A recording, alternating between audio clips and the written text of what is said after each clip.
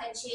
મહાસુદ બીજ નિમિત્તે રામદેવજી પીર મહારાજના મંદિરે મહાપ્રસાદીનું આયોજન વડોદરા શહેરના માંજલપુરમાં કરવામાં આવ્યું।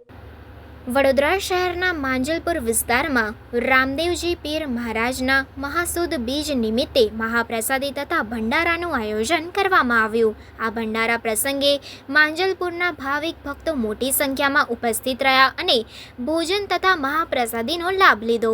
સૌને પ્રસાદી વિતરણ કરવામાં આવ્યું। મંદિર પરિસરથી વરઘોડાનું પણ સુંદર આયોજન કરવામાં આવ્યું હતું। माजलपुर गाम महाबीज निमित्ते भगवान महाभंडारो राखेल है।